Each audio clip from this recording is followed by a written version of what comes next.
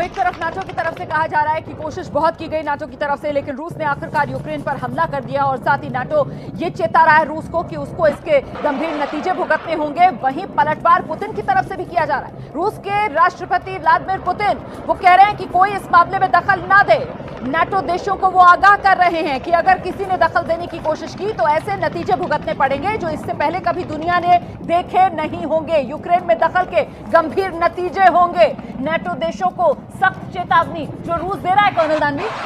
जी हाँ, बहुत ही गंभीर चेतावनी है और दरअसल इस समय मोमेंटम, चाहे वो मिलिट्री मोमेंटम हो या डिप्लोमेटिक ऑफेंसिव का मोमेंटम हो, ये दोनों के दोनों रशिया के पास है, पुतिन के हाथ में है।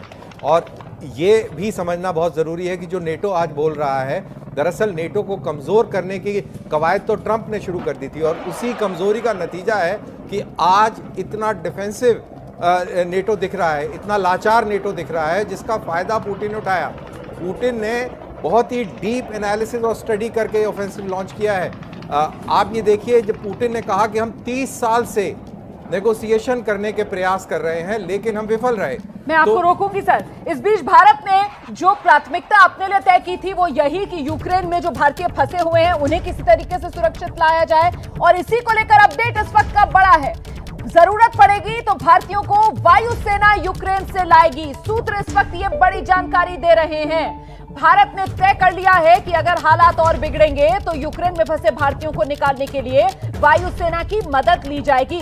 जरूरत पड़ेगी तो भारतीयों को वायुसेना की मदद से यूक्रेन से सुरक्षित देश लाया जाएगा। देखिए, अभी तक का जो आंकड़ा है वो ये बताता है कि करीब 20,000 के आसपास हिंदुस्तानी हैं, भारतीय मूल के लोग हैं जो यूक्रेन में फंसे हुए हैं। इनमें ज्यादातर छात्र हैं और खासतौर से खतरा उन इलाकों में ज्यादा है, वो जो पूर्वी हिस्सा है यूक्रेन का, जहां पर रूस ताबड़तोड़ मिसाइल हमले कर रहा है। और ऐसे में भारतीय वायुसेना मिशन को अंजाम दे सकती है। यूक्रेन में फंसे भारतीयों को सुरक्षित देश लाया जा सकता है। कर्नल दानवी, ये बड़ी खबर। जी हाँ, बिल्कुल बहुत बड़ी खबर है। और ये जनरली जब भी कभी लड़ाई होती है तो उस लड़ाई के अंदर एक चीज़ आती है, टैक्टिकल और स्ट्रेटेजिक पॉज।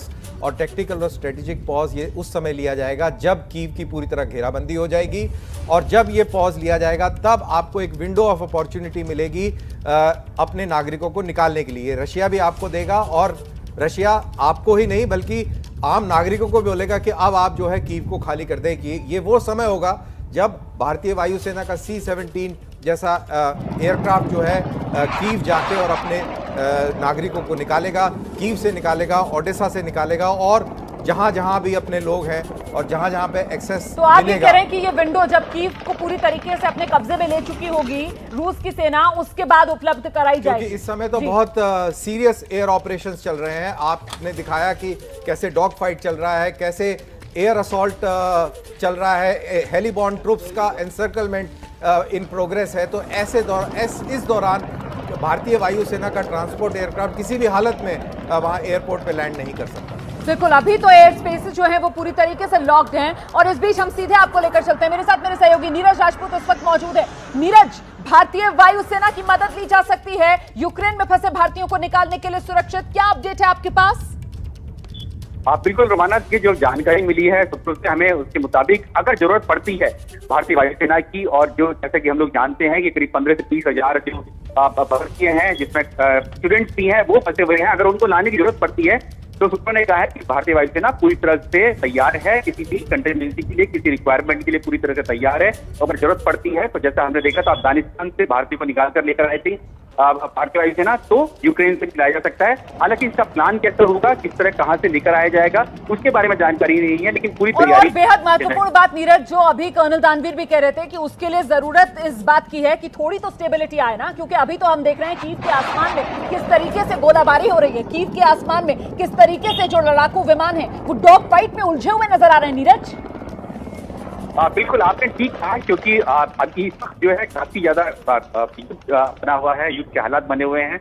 यूक्रेन के आसमान में सभी जो एयरबेस हैं वो भी बंद कर दिए गए, नॉट टाइम में सिविल एयरक्राफ्ट के लिए।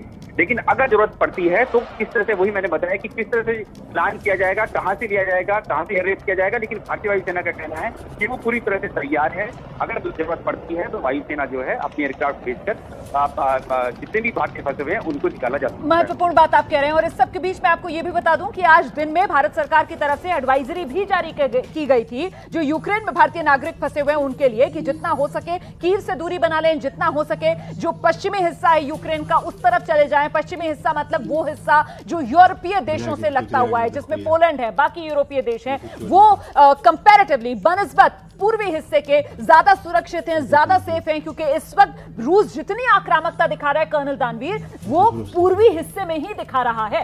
इनफैक्ट दो बड़े इंपॉर्टेंट शहर हैं कीव के वेस्ट में, एक तो है ज़ायतमायर है और दूसरा है विनेत्सा। तो ये मेरे ख्याल से दो इम्पॉर्टेंट शहर हैं जो कि अभी ऑपरेशंस की जो वॉलेटाइल जो ऑपरेशंस चल रहे हैं उसकी चपेट में नहीं है।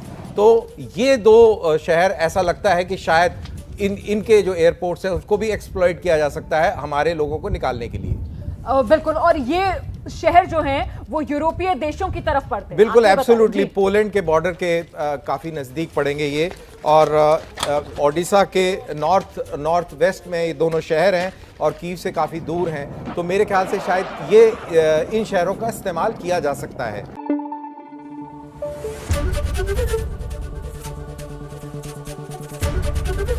एबीपी न्यूज आपको रखे आगे।